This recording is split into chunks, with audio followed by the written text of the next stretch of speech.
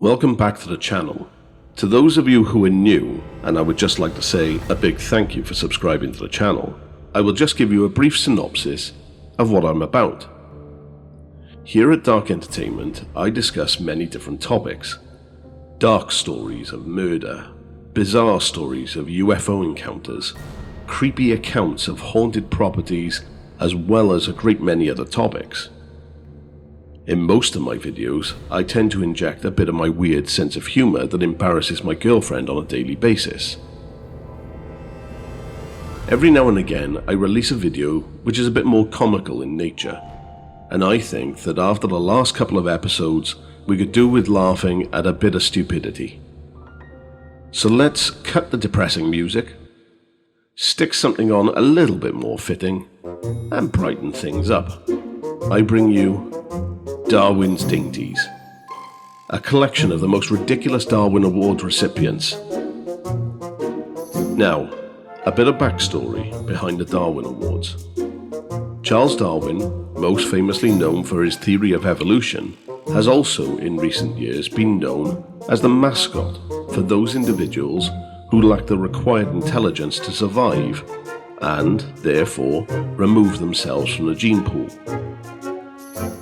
Here are 4 stories of the most ridiculous deaths known to man and one rare survivor.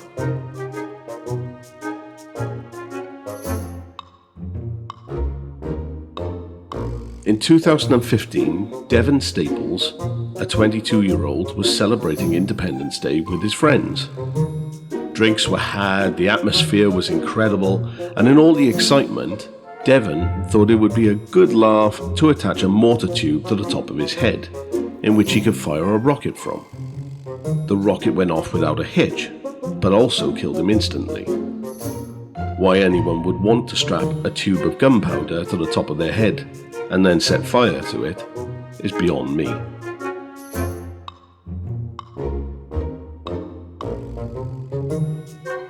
The year 2000, K.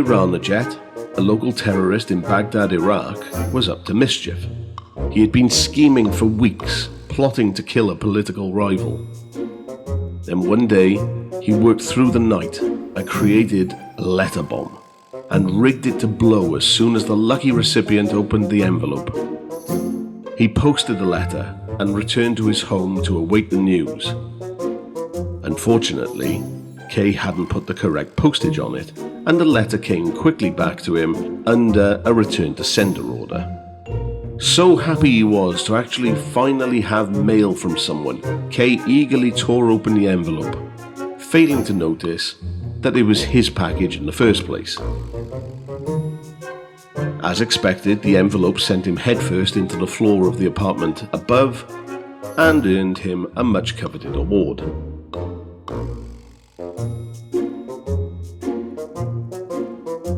In 1990, in Washington, a young man wanted to live the life of a gangster. He'd not committed any offences in his life up until this point, but was determined to make a name for himself. He slapped on his baggy pants, grabbed his pistol, and swaggered his way to his intended target. He wandered in and fired a couple of warning shots before announcing his demands. This was where things went wrong for him. You see, he'd made several errors in judgment this day. Number 1, he'd failed to notice the police cruiser parked outside the front doors of the shop. Number 2, it was incredibly busy in the shop, which posed as a problem when it came to point number 3. It was a gun shop. He was robbing a gun shop. A shop where every man and his dog were armed, and there was a police officer in the building who was having a cup of coffee before his shift started. Safe to say, he didn't get many of his demands out before being granted a few extra breathing holes by the clientele.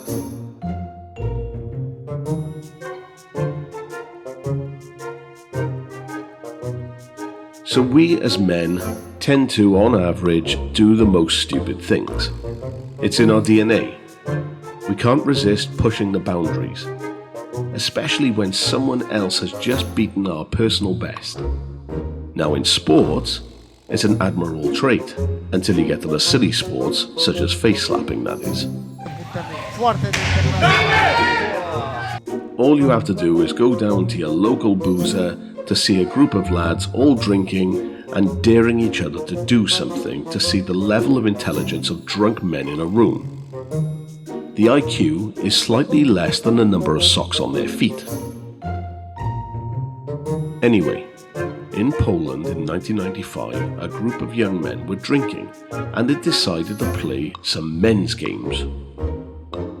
I have never heard of these particular men's games, but apparently they started with the group throwing frozen turnips at each other.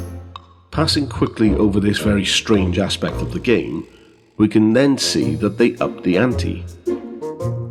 One guy whipped out a chainsaw, just because he has it in his back pocket, and took off the end of his foot. But that wasn't hardcore enough for one of them, I guess, since his friend, Krzysztof Asninski, took the chainsaw off him before saying, and I'm going to butcher this, "To nic zobacz tu," literally translated as, "That's nothing, watch this," before cutting off his own head.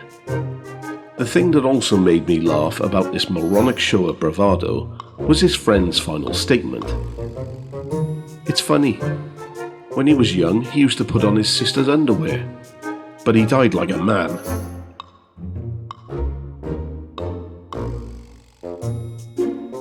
One thing that us Welsh love is a bit of rugby.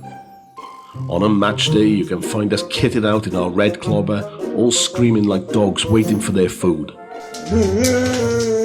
Especially if Wales are playing England.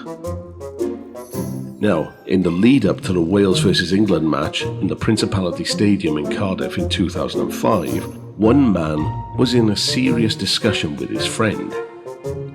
Jeff Hewish and Gethin Probert were talking about who would win the match. A very important discussion, as you can imagine. The final words were, "If Wales win, I'll cut my balls off."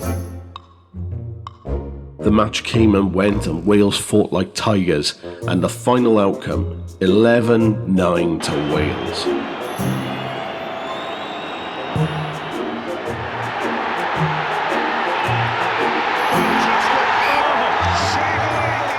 Wales erupted. The party was about to kick off. But in the Lee Social Club, patrons were in for a shock. Jeff walked into the bar with a small bag which contained, you guessed it, his balls. He was immediately rushed to hospital with the accompanying low-hanging fruit in a pint glass filled with ice. Unfortunately, the hospital staff were not able to reattach the appendage. So although Jeff did not delete himself from the human race, he has successfully removed himself from the gene pool.